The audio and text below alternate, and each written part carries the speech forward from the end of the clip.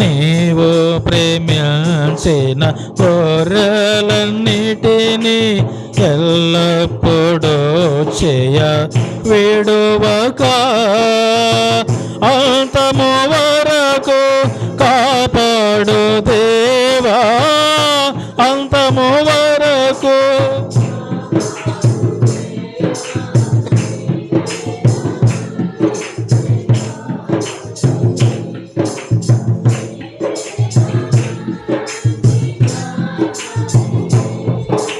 నీవే నా మంచి కాపరివే, నీవే నా మంచి కాపరివే ఓ ప్రభువా.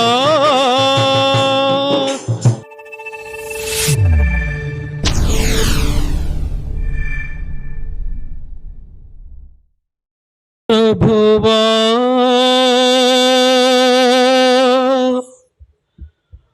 ఓ ప్రభువా,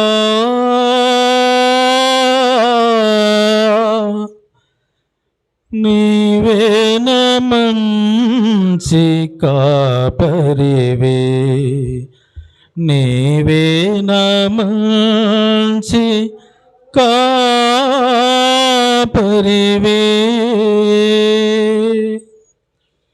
ఓ ప్రభువా, ఓ ప్రభువా, ఓ ప్రభువా, ఓ ప్రభువా, నీవే నా మంచి కాపరివే, నీవే నా మంచి కాపరివే, నీవే నా మంచి కాపరివే, నీవే నా మంచి కాపరివే ఓ ప్రభువా.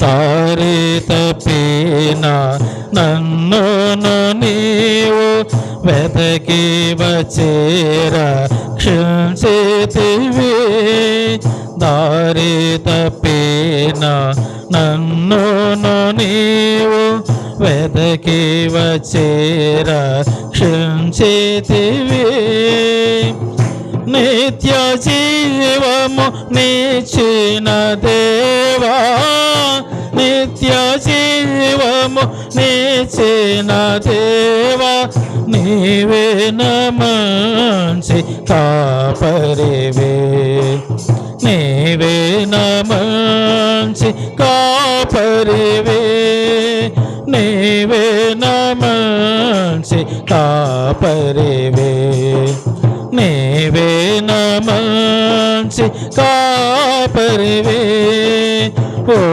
ప్రభువా.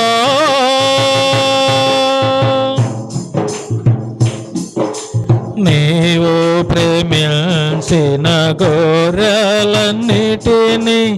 ఎల్లప్పుడూ చేయ విడువక ప్రధాన కాపరిగా నీవు నాకై ప్రత్యక్షమగువా గడియలో, ప్రధాన కాపరిగా నీవు నాకై ప్రత్యక్షమగువా గడియలో, నన్ను నీవు మరువాని దేవా, నన్ను నీవు మరువాని దేవా, నీవే నా మంచి కాపరివే, నీవే నా మంచి కాపరివే, నీవే నా మంచి కాపరివే, నీవే నా మంచి కాపరివే ఓ ప్రభువా, ఓ ప్రభువా, ఓ ప్రభువా, నీవే నా మంచి కాపరివే, నీవే నా మంచి కాపరివే, నీవే నా మంచి కాపరివే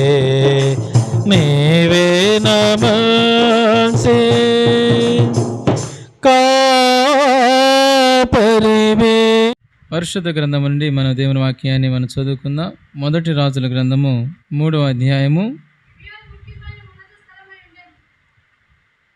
చదవండి. గనుక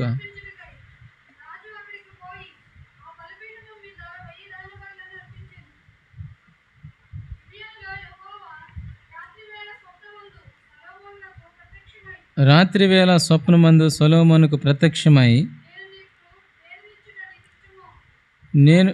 నేను నీకు దేనినిచ్చుట నీకు ఇష్టమో దాన్ని అడుగుమని దేవుడు అతనితో సెలవీగా, సొలొమోను ఇలాగూ మనవి చేసెను, నీ దాసుడును నా తండ్రినైన దావీదు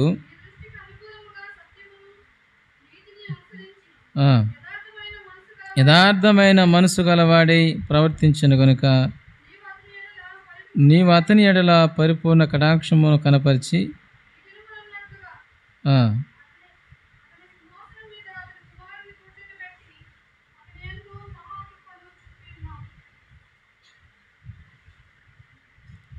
ఏడవ వచనం కూడా చదవండి. నా దేవ యెహోవా, నీవు నా తండ్రి అయిన దావీదునకు బదులుగా నీ దాసునైన నన్ను రాజుగా నియమించి ఉన్నావు. అయితే నేను బాలుడను, కార్యములు జరుపుటకు నాకు బుద్ధి చాలదు. నీ దాసునైన నేను నీవు కోరుకునిన జనుల మధ్య ఉన్నాను. వారు విస్తరించి ఉన్నందున వారిని లెక్కపెట్టుటయో వారి విశాల దేశమున తనిఖీ చేయుటయో అసాధ్యము.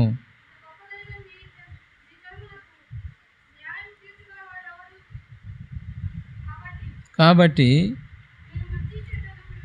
నేను మంచి చెడ్డలు వేసించి నీ జనులకు న్యాయము తీర్చున్నట్లు నీ దాసునైన నాకు వివేకము గల హృదయము దయచేయము. చిన్న ప్రార్థన చేసుకుందాం. అందరు తలలు వంచినట్లయితే ప్రార్థన చేసుకుందాం. పరిశుద్ధుడా, ప్రేమ స్వరూపి, కృపగల దేవా, నీ ఘనమైన ఉన్నతమైన నామను బట్టి స్తుతులు స్తోత్రాలు చెల్లిస్తున్నాం. ఈ రాత్రికాల సమయంలో మా తండ్రి నీ సన్నిధిలో మా ప్రభువా మేము చిన్నమందగా కూడుకొని నీ నామాన్ని స్తుతించి ఆరాధించినట్లుగా కృపను గురించినందుకు నీ స్తోత్రాలు చెల్లిస్తున్నా. ఇప్పటి వరకును మా తండ్రి ప్రియబిడ్డలు కీర్తనల ద్వారా మా ప్రభువా నేను ఆరాధించుటకు స్తుతించుటకు మా తండ్రి మీరు ఇచ్చిన సమయాన్ని బట్టి నీ స్తోత్రాలు చెల్లిస్తున్నావు. నీ సన్నిధానంలో ఇటు సమయంలో నీ వాక్యం ద్వారా మీరు మాట్లాడబోతున్నందుకు నీ స్తోత్రాలు. మా తండ్రి నిలబడిన వాడిని, స్ప్రోజకుని, దేనికి పనికిరాని వాడిని నన్ను మా తండ్రి మరుగుపరిచి మీరు మాట్లాడిన ఆయన నాతోనూ ఇక్కడ ఉన్నటువంటి వారితోనూ మాట్లాడి మాకు జ్ఞానం వేకు మాకు దయచేయమని యేసునామములో అడుగుచున్నాం మా తండ్రి, ఆమేన్. క్రీస్తునందు ప్రియ సహోదరి సహోదరులారా, ఈ మొదటి రాజుల గ్రంథంలో సొలొమోను రాజు అయిన తర్వాత గిబియోనులో ఉన్నటువంటి ఉన్నత స్థలమైనటువంటి దేవుని సన్నిధికి వెళ్ళి అక్కడ సొలొమోను 1000 బలులు అర్పించినట్లుగా మనం చూడవచ్చు. ఎన్ని బలులు అర్పించాడు? 1000 బలులు అర్పించాడు. బలులు అర్పించి దేవుని సన్నిధానంలో తనకున్నటువంటి భక్తిని కనపరుచుకున్నాడు.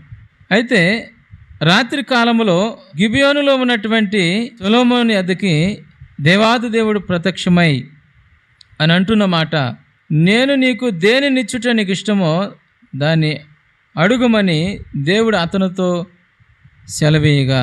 నాడు దేవుని మందిరం ఇంకా కట్టబడలేదు. దానికి కావలసినటువంటి ప్రతి ఒక్క దావీదు సమకూర్చి సొలొమోనుకి ఇచ్చాడు. అయితే ఇంకా కావలసినటువంటి ఆ పనిముట్లు అయితే ఆ యొక్క సామాగ్రి అంతా కూడా ఇంకొంచెం సంపాదించి మందిరానికి కావలసినటువంటి ప్రతిదాన్ని కూడా సంపాదించుకొని అతడు కట్టడానికి అతడు పూనుకున్నట్టుగా మనం చూడవచ్చు. అయితే మందిరం ఇంకా కట్టబడలేదు. గిబియోనులో ఉన్నటువంటి ఉన్నత స్థలమైనటువంటి దేవుని సన్నిధికి వెళ్ళి అక్కడ 1000 బలులని సొలొమోను అర్పించాడు. అయితే దేవుడు రాత్రి కాలంలో ప్రత్యక్షమయ్యి తనతో మాట్లాడుతున్నాడు, నేను నీకు దేనినిచ్చుట నీకు ఇష్టమో విధంగా అడగమన్నప్పుడు సొలొమోను ఏమడగాలండి? సొలొమోను అంటున్నాడు, అయ్యా నీవు నీ దాసుడైనటువంటి దావీదు కుమారుగా నన్ను రాజును చేశావు, కాబట్టి రాజ్యము విశాలంగా ఉంది, ఈ రాజ్యాన్ని పరిపాలించాలంటే నాకు బుద్ధి చాలదు అని అంటున్నాడు. చూడవచ్చు మనం 7వ వచనములో, అయితే నేను బాలుడను, కార్యములో జరుపుటకు నాకు బుద్ధి చాలదు. కాబట్టి ఏమడుగుతున్నాడండి 9వ వచనములో, కాబట్టి నేను మంచి చెడ్లు వివేచించి నీ జనులకు న్యాయము తీర్చినట్లు నీ దాసుని నాకు వివేకము గల హృదయము దయచేయము. ఇప్పుడు సొలొమోనుకి ఏం అవసరమైందంటే జ్ఞానం అవసరమైంది, వివేకం అవసరమైంది. దేవుని ప్రజలను పరిపాలించడానికి తనకి జ్ఞానం అవసరమైంది, వివేకము కావాలని సొలొమోను అడుగుతున్నట్లుగా మనం చూస్తున్నాం. మొదటగా మనం చూస్తే సొలొమోనుకి దావీదు తెలియజేస్తాడు. నువ్వు ఆయనకు అనుకూలంగా నువ్వు ప్రవర్తించినట్లయితే, మొదటి రాజుల గ్రంథంలోని 2వ అధ్యాయము 3వ వచనాన్ని మనం చదువుదాం.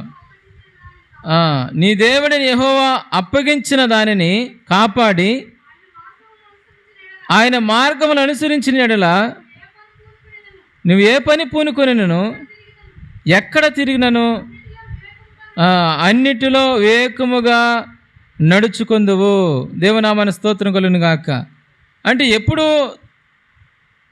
తను చేసే పని సఫలమవుతుంది అంటే ఇక్కడ దావీదు తెలియజేస్తున్నాడు, దేవుడిని యెహోవా అప్పగించిన దానిని కాపాడి మార్గమును అనుసరించిన యెడల. ఏ మార్గం అనుసరించాలి? దేవుని మార్గాన్ని అనుసరించాలి. ఆయనకు అనుకూలంగా ప్రవర్తిస్తే దేవుడు మనం ఏం చేసినా కానీ ఆయన సఫలపరుస్తాడు. మనం ఏది పూనుకున్నా కానీ ఆయన దాన్ని నెరవేర్చే దేవుడే ఉన్నాడు. అందుకని ఇక్కడ దావీదు ఈ సొలొమోనుకి తెలియజేస్తున్నాడు. కారణం ఏంటంటే సొలొమోనుకి అప్పగించినటువంటి పని చాలా పెద్ద పని. సొలొమోను మీద ఉన్నటువంటి ఆ భారం ఎలాంటి భారం అంటే చాలా గొప్ప భారాన్ని తాను కలిగి ఉన్నాడు. దావీదు చేయాల్సిన పనిగాడు ఎప్పుడు సొలొమోను చేయాలి. ఎవరు చేయాల్సిన పని? దావీదు చేయాల్సిన పనిగాడ సొలొమోనుకు అప్పగించబడింది. దావీదు ఏం చేయాలి, ఏమి చేయటానికి పూనుకున్నాడని మనం ఆలోచిస్తే ఇక్కడ దేవుని మందిరాన్ని కట్టాలనుకున్నాడు. చాలా అద్భుతంగా దేవుని మందిరాన్ని కట్టి ఆ పనిని ముగించి దేవుని మందసము గుడారములో ఉండటము దావీదుకి ఎంతో బాధ కలిగించింది. నేనైతే అంతఃపురంలో ఉన్నాను, దేవుని మందసం ఎక్కడుందంటే ఒక గుడారములో ఉన్నది. కాబట్టి మందిరం కట్టాలని ఎంతో ఆశతో దావీదు అనేకమైనటువంటి ఆ మందిరానికి కావలసిన సామాగ్రిని ఆయన సమకూర్చుకుంటూ వచ్చాడు. దేవుడు అన్నాడు, నీవు కట్టడానికి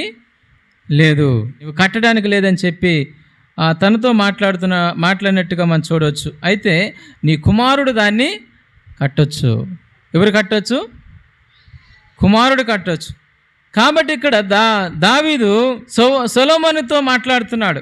ఏ పని పూనుకున్నా కానీ నీకు ఆ పనిలో నీకు జయం కలగాలంటే నువ్వు ఆయన మార్గాన్ని అనుసరించాలి. నీకు అప్పగించిన దాన్ని నీవు ఏం చేయాలి? పూర్తి చేయాలి. మొదటగా ఇక్కడ దేవుని మార్గాన్ని, దేవుని చిత్తాన్ని నువ్వు నెరవేర్చుకుంటూ నీకు అప్పగించిన దాన్ని నువ్వు కాపాడాలి అని చెప్పాడు. తన బాధ్యతను ఎరిగినటువంటి సొలొమోను తాను చాలా క్రమముగా నడిచాడు. మొదట్లో ఎంతో భక్తిని కనపరిచాడు, ఎంతో విధేయతతో దేవుని సన్నిధానంలో తాను ఉన్నట్టుగా మనం చూడవచ్చు. కాబట్టే సొలొమోను 1000 బలులు అర్పించినట్టుగా మనం చూడవచ్చు. 1000 బలులు అర్పించిన తర్వాత దేవుడు ప్రత్యక్షమయ్యి, సొలొమోను అంటే దేవునికి ఎంతో ఇష్టం అండి. ఎందుకో తెలుసా? సొలొమోను మొదట్లో దేవునికి అనుకూలుడుగా, దేవుని చిత్తాన్ని నెరవేర్చేవాడుగా, ఇంకా దావీదు యొక్క అడుగుజాడల్లో నడిచినటువంటి వ్యక్తిగా, లేకపోతే నడిచే వ్యక్తిగా కనపడతామన్నాడు సొలొమోను. కాబట్టి దేవునికి సొలొమోను అంటే ఇష్టమైంది. చాలామంది ఉన్నారు కుమారులు దావీదుకి, కానీ వారిలో సొలొమోన్నే దేవుడు ఎన్నుకున్నాడు. తనకున్నటువంటి కుమారులో ఎవరిని కూడా దేవుడు అంగీకరించలేదు, కానీ సొలొమోన్ని దేవుడు అంగీకరించాడు. అయితే ఇక్కడ దేవుడు ప్రత్యక్షమై అడుగుతున్న మాట, నీకేమి కావాలో నీవు కోరుకో. ఇప్పుడు మనల్ని అడిగితే ఆ మాట, దేవుడు మనకు ప్రత్యక్షమయ్యి మనల్ని అడిగితే మనం ఏం చెబుతాం? ఏం చెప్పగలిగి ఉన్నాం? మనం ఏం అడగగలిగి ఉన్నాం? మనమైతే మనం అడిగేది ఏం అడుగుతామంటే మన ప్రయోజనాన్ని మనము అడుగుతాం.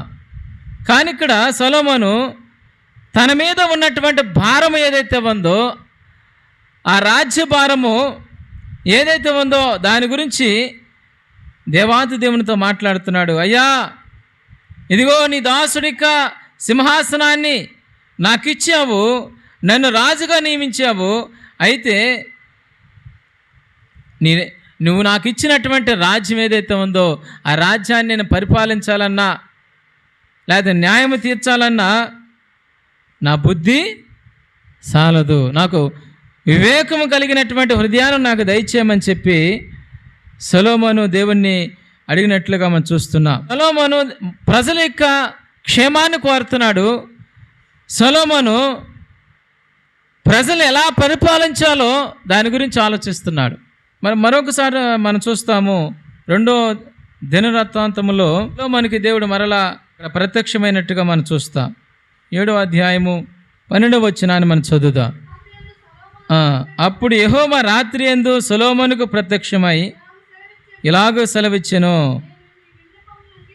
నేను నీ విన్నపమును అంగీకరించి ఈ స్థలమును నాకు బలులను అర్పించు మందిరముగా కోరుకుంటుని. అంటే దేవుడు అడగకుండానే ఇక్కడ సొలొమోను దేవుని సన్నిధానంలో ఒక విన్నపం, దేవుని సన్నిధానం మొరపెడతామన్నాడు. అయ్యా, నా సింహాసనం స్థిరపరచు, అయ్యా ఇదిగో నా కుటుంబాన్ని బలపరచు, నా కుటుంబాన్ని బలపరచు అని చెప్పలేదు. కానీ సొలొమోను, అయ్యా ఇదిగో నీ మందిరాన్ని కట్టాను, నీ నామ ఘనత కొరకే నేను కట్టాను ఈ మందిరం, నీ మందసం ఉండటానికే కట్టాను, నీకు ధర్మశాస్త్ర గ్రంథం ఏదైతే ఆ పలకలు ఉన్నాయో ఆ ధర్మశాస్త్రం ఒక వాక్యములో ఉంచడానికి నేను మందిరాన్ని కట్టాను అని చెప్పేసి సొలొమోను తను ప్రార్థిస్తూ మరొక ప్రార్థనగా చేస్తాడు. ఏమని ప్రార్థిస్తాడంటే, దేవా యెహోవా, ఇదిగో ఈ మందిరం వైపు చూసి లేకపోతే నీ మందిరం ఎద్దకు వచ్చి ప్రార్థించేటప్పుడు వారి ప్రార్థన విన్నపాలు నీవు దృష్టించయ్యా, వారి ప్రార్థనలు ఆలకించు, వారి మొరను విను, ప్రభువా జ్ఞాపం చేసుకో అని చెప్పి సొలొమోను దేశంలో ఉన్న వారు అందరి కోసం ప్రార్థన చేస్తాడు. దేవుని సన్నిధానంలో మొరపెడుతున్నట్లుగా మనం చూడవచ్చు. అయ్యా, ఒకవేళ వారు తప్పిపోయినప్పటికి కూడా వారు మరలా నేను తెలుసుకుంటే నీ సన్నిధి వైపు చూసి నీ సన్నిధి వైపు చేతులెత్తి ప్రార్థన చేసేటప్పుడు నీ మందిరం వైపు వారిని నీవు జ్ఞాపకం చేసుకో, వారిని విడిచిపెట్టక కరుణించి వారి జ్ఞాపకం చేసుకోమని చెప్పి ప్రార్థించి ముగించిన తర్వాత రాత్రి కాలంలో మరలా దేవుడు సొలొమోనుకు ప్రత్యక్షమవుతాడు. సొలొమోను మొదట్లో తాను రాజు అవ్వకమునుపు అయిన తర్వాత కూడా దేవుని పట్ల తనకున్నటువంటి భక్తి, ఇంకా దేశం పట్ల తనకున్నటువంటి ఆ యొక్క మంచి ఆలోచన కనపరుచుకుంటాడు. దేశం పట్ల ప్రజల పట్ల తనకున్నటువంటి ఆ ప్రేమను వెల్లడిపరుస్తూ ఉన్నాడు. తాను తన కుటుంబం కోసం ఆలోచించకుండా దేశం కోసం ఆలోచించే వ్యక్తిగా సొలొమోను మనకు కనపడుతున్నాడు. ఈ రోజున మనము దేవుని సన్నిధానంలో భక్తి చేస్తున్నాం, దేవుని యందు భయభక్తులు కలిగినట్లుగా మనం నడుచుకుంటున్నాం. అయితే మన సొలొమోను వలె మనం ఉంటే ఎంతో మేలండి. సొలొమోను నీకేం కావాలో కోరుకంటే సొలొమోను ఏమంటున్నాడు, అయ్యా నీ బిడ్డలను పరిపాలించడానికి నాకు బుద్ధి చాలదు, నాకు జ్ఞానము దయచేయి. మరల ఇక్కడ వారి మొరలను విను, వారి ప్రార్థన వారు చేసినప్పుడు వారి ప్రార్థనల వైపు నీవు చూడాలయ్యా, వారి ప్రార్థనలు అంగీకరించాలి. వారి ప్రార్థనలు అంగీకరించి వారికి నువ్వు సహాయం చేయి, వారిని అంగీకరించాలి, వారిని క్షమించాలని చెప్పి సొలొమోను ప్రార్థన చేస్తున్నాడండి. సొలొమోను అంటాడు, ఇదిగో కేవలము ప్రార్థన చేయటానికే లేకపోతే మనసు ఉంచటానికే నేను మందిరాన్ని కట్టాను. నీవు ఆ మందిరములో ఏమని అంటాడు, మందిరము నిన్ను పట్టజాలునా, అవునా కదా? మందిరము పట్టజాలున. దేవుని యొక్క మందిరములో మనం అనుకుంటాం దేవుడు మా మందిరంలో ఉంటాడు, మందిరంలో నివాసం చేస్తాడు. ఆ కాలంలోనే యెరూషలేములో కట్టినటువంటి మందిరాన్ని గురించి కూడా సొలొమోను, దావీదు వారు ఉద్దేశించారు. కేవలము మందసం ఉంచటానికే, కేవలము బలులను అర్పించటానికే, కేవలము దేవుని యొక్క నామము, దేవుని నామం గణపరచడం కొరకే వారు అక్కడ మందిరం కట్టినట్లుగా వారు మాట్లాడుతున్నట్టుగా మనం చూడవచ్చు. అయితే సొలొమోను దేవుని సన్నిధానంలో ఎంతో వినయంగా ప్రవర్తించి దేవుని మందిరం పట్ల, దేశ ప్రజల పట్ల ఎంతో ఆసక్తి కలిగినటువంటి వ్యక్తిగా తను ఉన్నట్లుగా మనం చూస్తాం. అందుకనే దేవుడు తనతో అంటాడు, ఇదిగో నీక సింహాసనము తరతరములు ఉండిద్దని చెబుతాడు. ఈ సింహాసనము తరతరములు ఉంటుంది. ఎందుకని ఆ యొక్క మాట మాట్లాడాడు? దావీదుని బట్టి, ఆ తర్వాత సొలొమోనును బట్టి దేవుడు మాట్లాడుతున్నాడు. అంటే మనము దేవుని సన్నిధానంలో ప్రార్థించేటప్పుడు మన యొక్క ప్రార్థన మన కుటుంబం వారికి పరిమితం కాకూడదు. మన ప్రార్థన లేకపోతే మందిరం వారికే పరిమితం కాకూడదు. ఏమని చేయాలి మన ప్రార్థన? దేవా, నా దేశాన్ని జ్ఞాపం చేసుకో, నా దేశము క్షేమంగా ఉండాలి, నా దేశంలో ఉన్నటువంటి ప్రజలు వారు క్షేమాన్ని కలిగి వారు జీవించాలని మనం కోరుకోవాలి. వారు శాంతి సమాధానం కలిగి వారు నడుచుకోవాలి ప్రభువా. వారిని నీ సన్నిధికి వారు చేరాలి. వారు నీతి నియమాలు కలిగి వారు నీకు మార్గము తెలుసుకొని సత్యం కలిగి వారు జీవించాలి. ఇలాంటి ప్రార్థన మనం చేయాలి. ఉదయం లేచిన కాంచి మనం చేసే ప్రార్థన ఎలా ఉంటుందంటే, ప్రభువా నన్ను దీవించు, అవునా కదా, నేను చేసే పనిని దీవించు, నేను చేసే ఉద్యోగం దీవించయ్యా, నా వ్యాపారం దీవించు, నా పిల్లలను దీవించు, అవునా కదా. ఏమని చేస్తామంటే ప్రార్థన, మన ప్రార్థన స్వార్థపూరితమైన ప్రార్థన. సొలొమోను స్వార్థపూరితంగా దేవుడు నీకేం కావాలో కోరుకంటే స్వార్థపూరితంగా తన కోరికని వెల్లడిపరచలా. దేశాన్ని సక్రంగా పరిపాలించాలి, వారికి న్యాయము తీర్చాలి ప్రభువా. మరలా మందిరం కట్టిన తర్వాత తనకు ప్రార్థన ఏమైందంటే, ప్రభువా ఇదిగో నీక బిడ్డలో నీక ప్రజలైన వారు ఇశ్రాయేలీయులు వారు ప్రార్థన చేసినప్పుడు, వారు నీకు మందిరం వైపు చూసి ప్రార్థించినప్పుడు, నీ మందిరం వద్దకు వచ్చి ప్రార్థన చేసినప్పుడు వారు మొర నీ వినయ్యా. అవునే కదా. ఎలాంటి ప్రార్థన అండి? ప్రభువా నా సింహాసనమే స్థిరంగా ఉండాలని ప్రార్థన చేశాడా? ఎక్కడ చేయలేదు అలాంటి ప్రార్థన. తనకు ఉద్దేశం ఏంటంటే దేవుని పట్ల అనుకూలంగా నడుచుకోవాలి.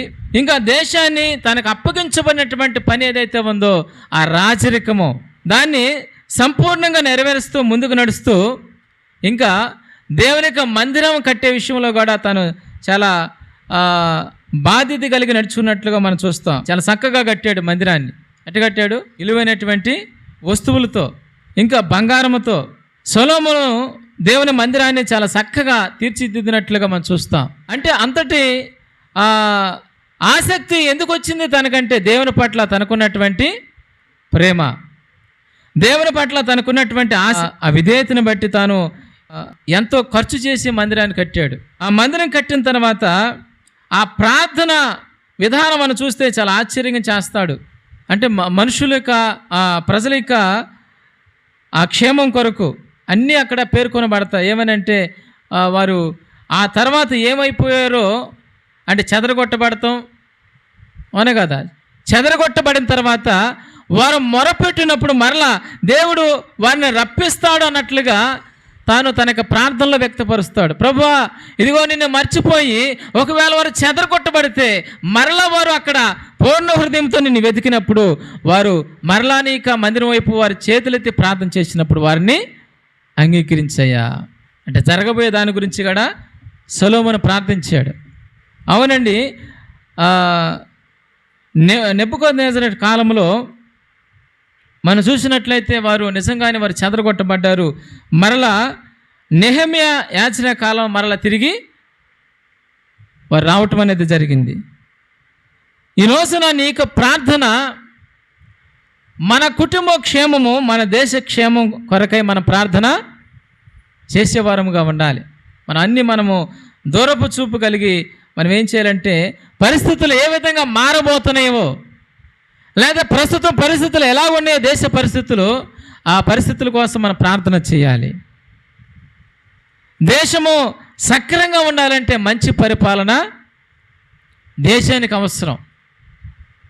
సొలొమోను సక్రమంగా పరిపాలన చేశాడు. సొలొమోను యొక్క కాలంలో మనం చూస్తే ఒక యుద్ధం కూడా జరగల, యుద్ధాలు ఎక్కువ శాతం లేవు. కారణం ఏంటంటే సొలొమోను జ్ఞానము కలిగి పరిపాలన చేశాడు. సొలొమోను రాకమునుపు, రాజుగా లేకమునుపు సొలొమోను తండ్రి అయినటువంటి దావీదు అనేక యుద్ధాలు చేసి రాజ్యాన్ని స్థిరపరిచాడు. రాజ్యం స్థిరపడింది, అయితే పరిపాలన ఇతను చేశాడు. సొలొమోను పరిపాలన చేశాడు. ఆ పరిపాలనలో కూడా జ్ఞానంగా పరిపాలన చేశాడు. మరలా ఇతర దేశాల్లో ఉన్నటువంటి ఆ రాజులతో యుద్ధాలు రాకుండా, వారితో సంధి చేయటం విషయంలోనూ, ఇంకా ఇతర విషయంలోనూ జ్ఞానంగా ప్రవర్తించి యుద్ధాలు ఏమాత్రమో కలగకుండా చూసుకున్నాడు. ఈ రోజున మనం గమనించాలి, మన యొక్క కుటుంబ విషయంలో మనం కూడా ఏ విధంగా ఉండాలంటే ప్రార్థన ఎక్కువగా మనం చేయాలి. ఏం చేయాలి? ప్రార్థన మనం చేసేవారంగా ఉండాలి. మన కుటుంబం కోసము, దేశం కోసము ప్రార్థన చేయాలి. చేస్తున్నారు ప్రార్థన? ఒకసారి చేయి చూపించండి. కుటుంబం కోసం చేసేవారు, దేశం కోసం చేసేవారు, ఇంకా గ్రామం కోసం చేసేవారు. మన కుటుంబం బాగుంటేనే మనం బాగుంటాం, మన గ్రామం బాగుంటేనే మనము బాగుంటాం, మన దేశం బాగుంటేనే మనము బాగుంటాం.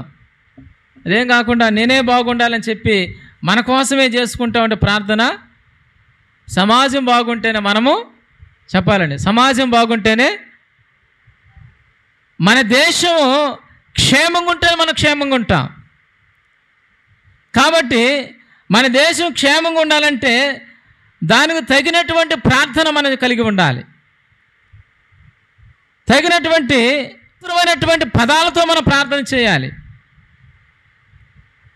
ఏదో మోకరించి మనం చేయాలి కాబట్టి ఆ పొడి మాటలు మనం చేయటం కాదండి. కాబట్టి ఈ రోజున మనం గమనించాలి, ఇక్కడ సొలొమోను మందిర విషయంలో యుక్తిగా ప్రవర్తిస్తున్నాడు, మందిర విషయంలో మంచి ఆలోచన కలిగి ఉన్నాడు, దేశ విషయంలో కూడా మంచి ఆలోచన కలిగి ఉన్నాడు. నాకు దేశమే అప్పగించబడింది, మందిరం నాకు పని లేదని అనుకోలేదు.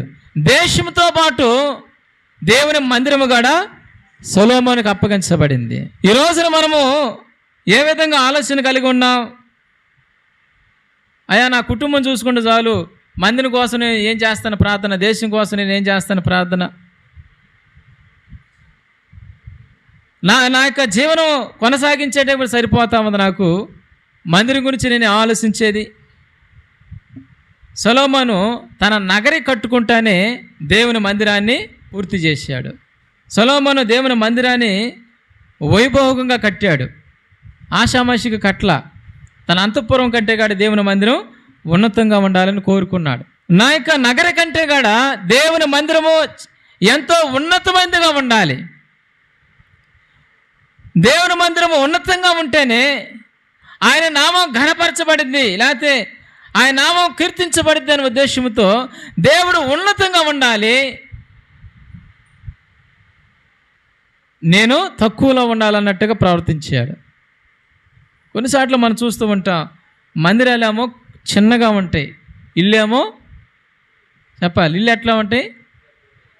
పెద్దగా ఉంటాయి. 2 అంతస్తులు 3 అంతస్తులు కట్టేసుకుంటారు, పెద్ద పెద్ద భవనాలు కడతారు. కానీ మందిరం విషయంలో పట్టించుకోరు, సంఘాన్ని పట్టించుకోరు, సంఘం కోసం ప్రార్థించరు, సంఘ క్షేమం కోసం ప్రార్థన చేయరు.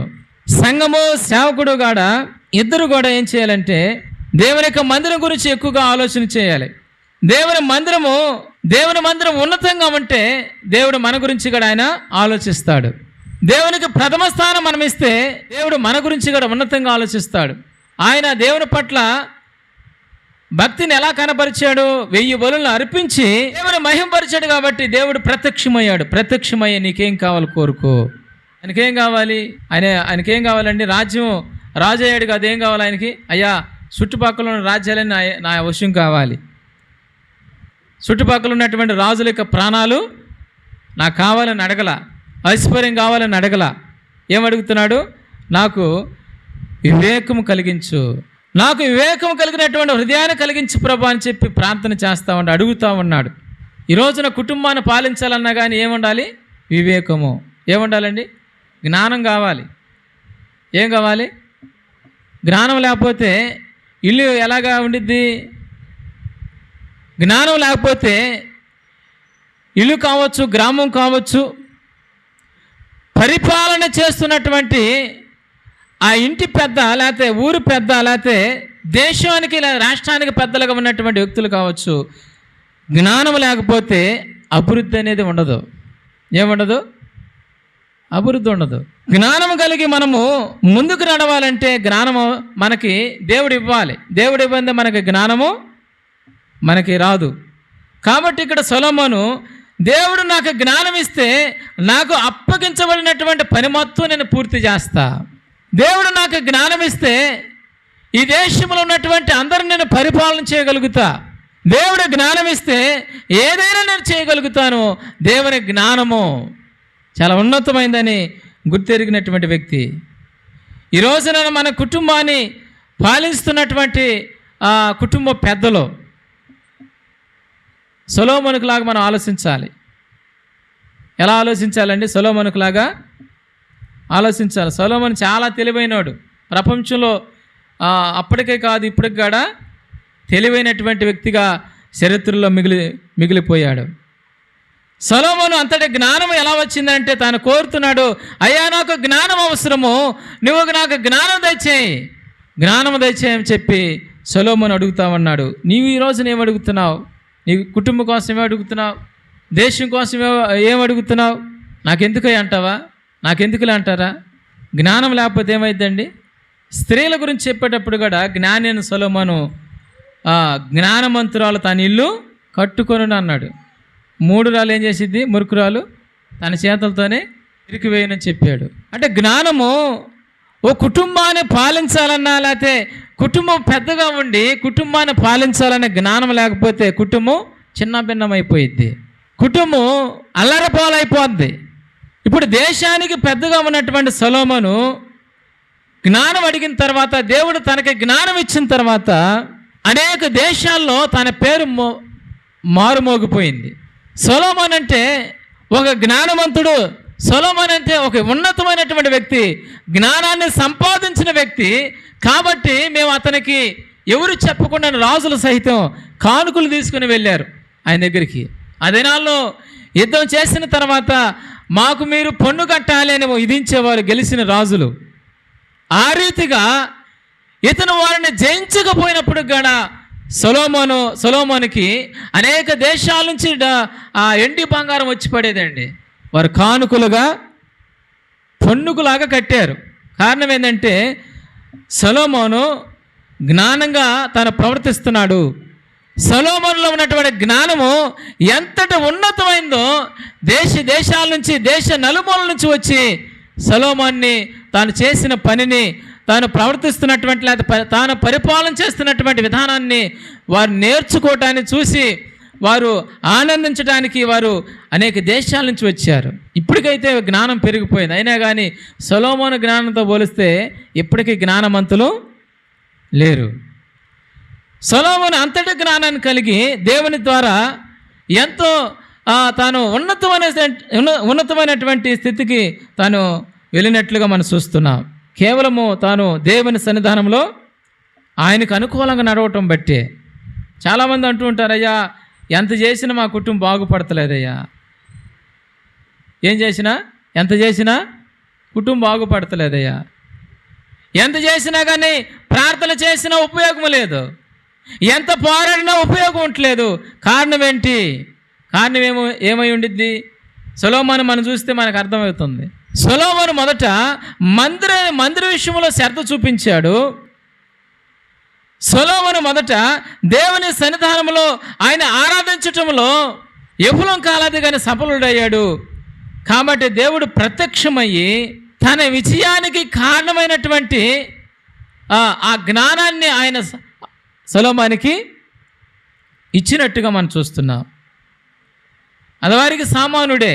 తండ్రి ఇచ్చినటువంటి రాజ్యము లేదా తండ్రి ఇచ్చినటువంటి ఆ యొక్క మందిరానికి కావాల్సినటువంటి ఆ వస్తువులన్నీ కలిగి ఉన్నాడు. కానీ ఆ మందిరం ఎలాగ కట్టాలో కూడా సొలొమోనుకి అర్థం కానటువంటి పరిస్థితి. అయితే దేవుడు తనకి జ్ఞానం ఇచ్చిన తర్వాత ఆ మందిరము దేవుడు ఇచ్చినటువంటి కొలతలతో కడుతున్నాడు. అయితే అందరూ ఆశ్చర్యపడేటట్టుగా ఆ మందిరాన్ని పూర్తి చేశాడు.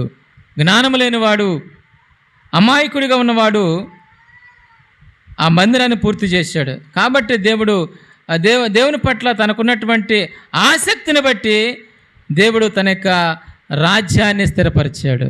ఈరోజు మన కుటుంబం బాగుపడాలంటే, మన దేశం బాగుపడాలంటే మనము దేని మీద శ్రద్ధ చూపించాలి? చెప్పండి అండి. దేని మీద చూపించాలి? దేవుని పట్ల మనము ఆయనకు అనుకూలంగా మనం ప్రవర్తిస్తూ ఆయన మందిరం పట్ల మనము శ్రద్ధ చూపించినట్లయితే, దేవుని యొక్క పరిచర్యలో మనము పాలుభాగస్తులుగా ఉన్నట్లయితే, ఆ విధంగా ప్రవర్తిస్తూ మనం ప్రార్థన చేసినట్లయితే దేవుడు మన ప్రార్థన వింటాడు. మనం చేసే ప్రార్థన కూడా ఆయనకు అనుకూలంగా ఉండాలి. ఎప్పుడు అనుకూలంగా ఉండితే ప్రార్థన చాలామంది చేస్తూ ఉంటారు. ఏమని చేస్తారు? సొలొమోనుకు లాగా ప్రార్థన చేయరు. సొలొమోను శత్రువుల యొక్క వారి ప్రాణాలు కావాలా ప్రభు అని ప్రార్థన చేశాడా? చేయలే. కొంతమంది ఎలా చేస్తారు? ప్రభు వారు నాశనం అయిపోవాలి, వీరు నాశనం అయిపోవాలి, అవునా కదా, నేను బాగుపడాలి, వారు అంతమైపోవాలి, ఇలాంటి ప్రార్థన చేయలేదండి. చుట్టూతో తనకి శత్రు రాజ్యాలు ఉన్నప్పుడు కూడా సొలొమోను తన దృష్టి దేని మీద ఉందంటే, నాకు జ్ఞానము లేదు, ఆ జ్ఞానము దేవుడిస్తే చాలు. ఏమిస్తే చాలు అనుకున్నాడు? జ్ఞానము నాకు ఇస్తే చాలు, జ్ఞానం ఇస్తే చాలు అనుకున్నాడు. ఆ జ్ఞానము ద్వారానే దేవుని మందిరాన్ని చాలా ఉన్నతమైనటువంటి స్థితిలో నిర్మించినట్లుగా మనం చూడవచ్చు. అనేక వనాలను కట్టాడు, అనేక వనాలని ఇంకా నగరాలను కట్టాడు. ఏ దేశంలో లేనటువంటి వైభవాన్ని ఆ దేశంలో తాను నిర్మించినట్లుగా మనం చూడవచ్చు. ఈ రోజున మనము దేవుని సన్నిధానంలో మన ప్రార్థన ఏ విధంగా ఉంటుంది? మనము అనేక విజయాలు మనం పొందాలంటే మనం చేసే ప్రార్థనలో కూడా దేవునికి అనుకూలమైన ప్రార్థన మనం చేయాలి. దేవుని చిత్తానికి అనుకూలమైనటువంటి ప్రార్థన మనం చేయాలండి. ఎదుటి వారి ప్రయోజనాన్ని మనం కోరుతూ మనం ప్రార్థన చేస్తే దేవుడు మన ప్రయోజనాన్ని ఆయన చూస్తాడు. ఎదుటి వారి గురించి మనం ఏం ప్రార్థన చేస్తామంటే దేవుడు మన యొక్క అవసరం, మన అవసరాలను దేవుడు తీరుస్తాడండి. ఎప్పుడు మన కోసమో మనం ఆలోచించకూడదు. ఎప్పుడు మన కోసమే మనం ఆలోచిస్తే ఉపయోగం ఉండదు. మనం ఇతరుల కోసం మనం ఆలోచిస్తే మన కోసము అంటూ ఉంటారు, ఎప్పుడు ప్రార్థన మందిరం అంటే, అయ్యే ఎప్పుడే మా గురించి మేము ఆలోచించేది? నువ్వు దేవుని గురించి ఆలోచిస్తే, దేవుని సేవ గురించి నువ్వు ఆలోచిస్తే దేవుడు నీ కోసము ఆయన సమయాన్ని ఇచ్చిస్తాడు. నీ గురించి దేవుడు సమయాన్ని ఇచ్చించి నీ బాగు కోసము, నీ యొక్క అభివృద్ధి కోసం ఆయన చెయ్యిని చాపుతాడండి నిన్ను హెచ్చిస్తానికి. కాబట్టి దేవుని సన్నిధానంలో మనము ఆయన బలిష్టమైనటువంటి చేతి కింద మనము దీన మనసుకులై ఉండాలి. ఎలా ఉండాలంట? ఆయన బలిష్టమైన చేతి కింద దేన మనసుకులై ఉండాలి. సొలొమోను ఎంతో దీనుడిగా కనబడుతున్నాడు, దేవుని ఆరాధిస్తున్నాడు, ఎంతో వినయంగా కనబడుతున్నాడు. తనలో క్రూరత్వం లేదు, తనలో ద్వేషం లేదు, తనలో ఇతరుల్ని ద్వేషించే హృదయం లేకుండా అందరిని ప్రేమించే విధంగా, అందరి కోసము, అందరి క్షేమం కోసము ప్రార్థించే వ్యక్తిగా ఉన్నాడు. కాబట్టి దేవుడు తనకి రాజ్యాన్ని స్థిరపరిచాడు. నీ కుటుంబాన్ని కూడా దేవుడు స్థిరపరచాలంటే మొదట నువ్వేం చేయాలా? దేవునికి అనుకూలంగా నువ్వు ప్రవర్తించి దేవుని మందిరం యొక్క విషయాలను నువ్వు ఆలోచించినట్లయితే, ఒకచోట మందిరము కొద్ది శిథిలావస్థలో ఉన్నప్పుడు మందిరం గురించి కొందరు ఆలోచిస్తున్నారు, కొందరేమో ఆలోచించట్లా. అయ్యా మా వల్ల కాదయ్యా, మేము దేవుని పనికి మేము ఏం సహాయము చేయలేం, కూటుకు లేని వాళ్ళేం కాదు, వాళ్ళు డబ్బులు ఉన్నవారే. వారి ఆలోచన ఎలా ఉందంటే, మేము ఈ మందిరం గురించి మేము ఆలోచించలేము, ఈ మందిరం గురించి మేము ఆలోచన అంటే ఏంది, మేము ఈ మందిరానికి కావలసినటువంటి కానుక మేము ఇవ్వలేము, మేము ఈ మందిరానికి కావలసినటువంటి ఆ సొమ్ముని మేము ఇవ్వలేము. గమనించాలి, కొందరేమో దేవుని సన్నిధానంలో ఉన్నటువంటి ఆ కొరతలు తీర్చాలని, ఆ మరమ్మతులు చేయించాలని ఆలోచిస్తామంటే, కొందరేమో మేము చేయలేము, మా వల్ల కాదు అంటే వారు దేవుని ఆసక్తి లేదు, దేవుని పట్ల భక్తి. అంటే భక్తి ఉన్న వాళ్ళు ఎట్లుంటారు? భక్తి ఉన్న వాళ్ళు దావీదులాగా ఉంటారు, భక్తి ఉన్న వాళ్ళు సొలొమోనుకు లాగా ఉంటారు, భక్తి ఉన్న వాళ్ళు ఇంకా హిజ్కియాలాగా ఉంటారు. అవునా కదా? హిజ్కియా ఎలాగ ప్రవర్తించాడు? మందిరం శిథిలావస్థలో ఉన్నప్పుడు తనకున్న ఆ భక్తిని ఎలాగ కనపరిచాడంటే లేవీయుల్ని వారిని ప్రోత్సహిస్తూ మందిరం యొక్క పనులు మొత్తం పూర్తి చేయించాడు. లేవీయులు యాజకులైనటువంటి వారు ఏ పని చేయాలో, వారు దేవుని ఏ విధంగా ఆరాధించాలో వారి యొక్క ఆ క్రమ పద్ధతులు వారికి తెలియపరుస్తూ దేవుని సన్నిధానంలో ఉన్నటువంటి ఆ యొక్క పనిని చక్కగా పూర్తి చేశాడు. అంతటి అనుకూలంగా దేవునికి నడిచాడు కాబట్టి మరణకరమైన రోగము హిజ్కియాకు వచ్చినప్పుడు దేవుడు ఆ రోగం నుంచి తప్పించాడు. అంటే భక్తి, అంటే మనలో ఉన్న భక్తి, మనలో ఉన్నటువంటి విశ్వాసము, మనలో ఉన్నటువంటి ఆసక్తి ఏం చేస్తామంది? మనకి మేలు కలిగించిద్ది ఎప్పటికైనా కానీ. మరి 2 సంవత్సరాలు వస్తున్నా నాకేం మేలు జరగలేదే అనుకోవచ్చు నువ్వు. ఇన్నాళ్ళ నుంచి నేను ఎదురు చూస్తున్నాను, నా కష్టము తీరలేదే అనుకోవచ్చు. ఇన్నాళ్ళ నుంచి నమ్మకంగా ఉన్నాను, దేవుని సన్నిధానంలో ఏం ఉపయోగం లేదే అనుకోవచ్చు. అయితే ఒకానొక సమయాన నీలో ఉన్నటువంటి భక్తిని బట్టి, నీలో ఉన్న విశ్వాసాన్ని బట్టి, నువ్వు నడుస్తున్నటువంటి ఆ అనుకూలతను బట్టి దేవుడు నీకు ఒకానొక సమయంలో దేవుడు నీకు సహాయము చేస్తాడు. మరణకరమైన రోగం వచ్చినప్పుడు ఆయన గోడ తట్టు తిరిగి ప్రార్థన చేస్తున్నాడు. ప్రభువా, నీకు సన్నిధానంలో నేనెట్లో నీకు అనుకూలంగా నడిచానో, పూర్ణ హృదయంతో పూర్ణ వివేకముతో ఏ విధంగా ప్రవర్తించానో ఒక్కసారి కృపతో నన్ను జ్ఞాపకం చేసుకో ప్రార్థన చేస్తా ఉన్నాడు హిజ్కియా. కాబట్టి దేవుడు తనకి 15 సంవత్సరాల ఆయుష్ని ఇచ్చాడు. ఆయుష్నిచ్చేది ఎవరండి? దేవుడు ఇస్తాడు ఆయుష్. సంతోషాన్నిచ్చేది దేవుడే, ఆయుష్నిచ్చేది దేవుడే, క్షేమాన్నిచ్చేది దేవుడే. కానీ మనము ఎక్కడో ఒక అంగడిలో లేకపోతే ఒక కొట్టులో షాపులో దొరుకుతున్నట్లుగా మనం పాకులాడుతూ ఉంటాం. దేనికోసము? సంతోషం కోసం, ఆనందం కోసం.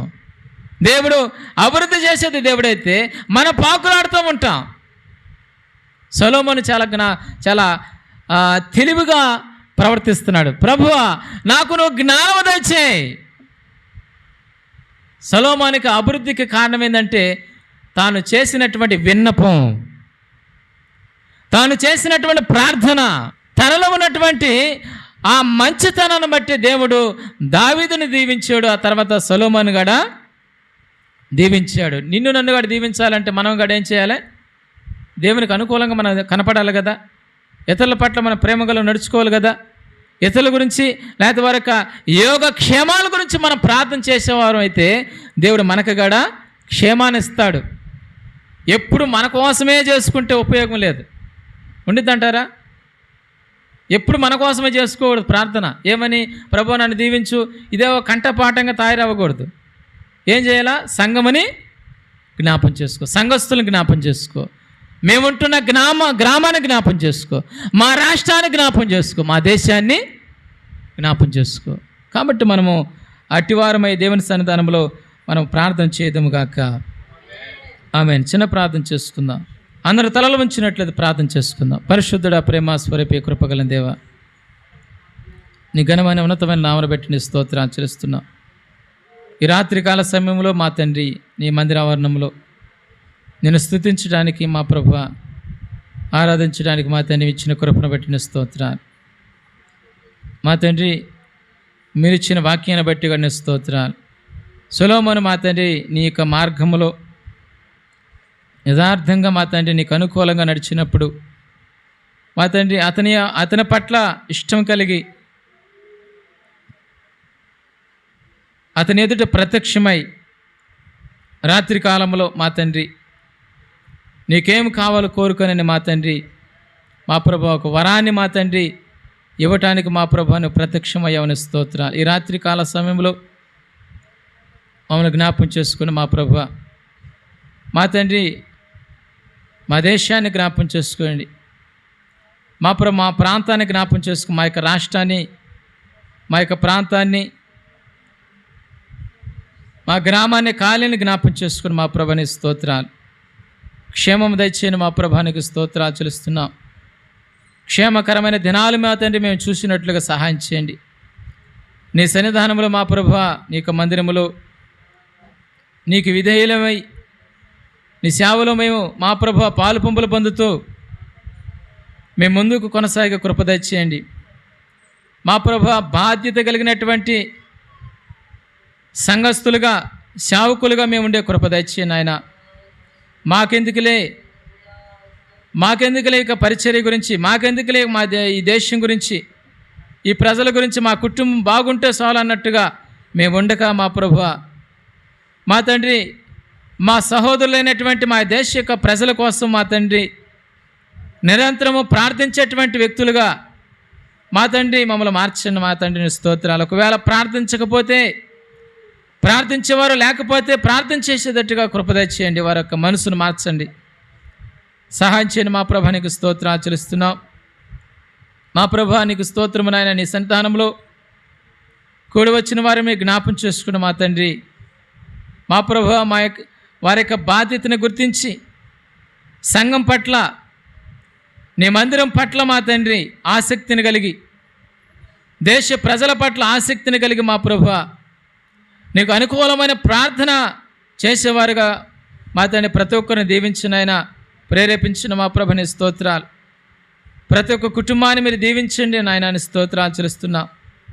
మా ప్రభువా, మా యొక్క గ్రామంలో ఉన్న వారిని, కాలనీలో ఉన్న వారిని జ్ఞాపం చేసుకుని వారిని కూడా దీవించండి. వారికి కూడా మా తండ్రి ఆరోగ్యాన్ని, ఆయుష్ను దయచేయండి. మా ప్రభునికి స్తోత్రాలు చెల్లిస్తున్నాం.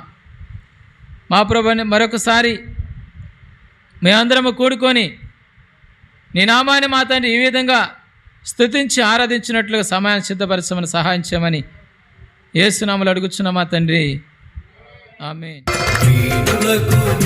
చేసే యేసయ్య సుచరిత్ర వేగిరమే వినుటకురారండి. ఓ సోదరులారా వేగిరమే వినుటకురారండి. వీణులకు విందులు చేసే యేసయ్య సుచరిత్ర వేగిరమే వినుటకురారండి. ఓ సోదరులారా వేగిరమే వినుటకురారండి.